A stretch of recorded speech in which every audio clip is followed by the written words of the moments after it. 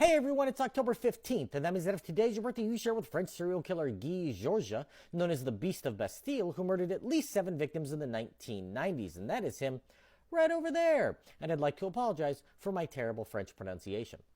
Born as Guy Rampillon in 1962 to an American father who was a cook on a NATO base and a French mother, his parents abandoned him as a baby and his grandparents refused to take him in since he was a mixed-race child. They turned him over to the French Social Welfare Service, who shuffled him between foster families for the first 6 years of his life, finally taking a new surname when he was adopted, becoming Guy Georges. Georges was one of 20 children in the family, 13 of whom were adopted, and with that many children around, he never received the individual attention that he clearly needed. He acted out violently. At the age of 14, he tried to strangle one of his foster sisters, a mentally disabled girl. 2 years later, he attacked another one of his sisters, and the family returned him to social services, who placed him in an orphanage. Abandoned by the only family he'd ever known, Georges began to act out even more, attempting to strangle a girl in 1979. She escaped, but he was arrested and held for a week.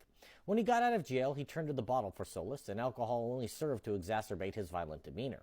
A year later, the now 17-year-old Georges attacked another girl before stabbing a young woman in the face repeatedly.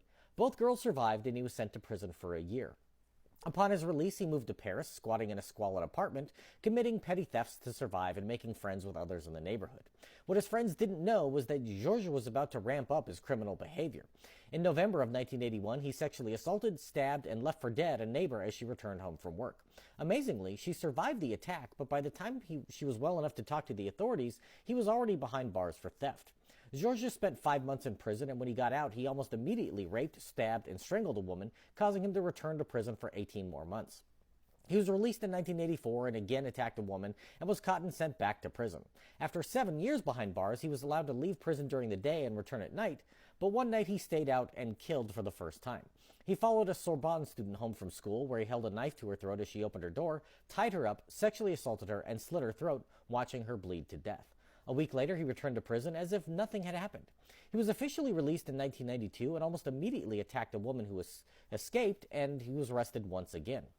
Georges was back on the street in 1994 when he sexually assaulted and murdered a woman in a parking garage, then a week later did the same to a woman on her own patio.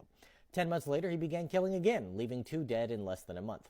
Press reports on a killer in East Paris ramped up as he continued to assault and kill women over the next few years. Georges was finally caught in 1998 when DNA evidence was able to tie him to 4 of the murders. Police matched it using DNA records taken from private medical clinics, which was illegal under French law, but they felt the end justified the means. He was convicted of 7 murders and was sentenced to life in prison, with parole possible beginning this year. For the sake of the women of Paris, let's hope Georges is never released. I should also note that there is a Florida man of the same name who was acquitted of murder charges this year after shooting an unarmed man in 2021, but they are unrelated cases. If this is your birthday, I hope you have a great day. Leave me a comment so I can wish you a happy birthday. If you know someone whose birthday it is today, send them this video so they can find out all about their birthday twin. And to Guy Georges, I say, happy birthday, you bastard.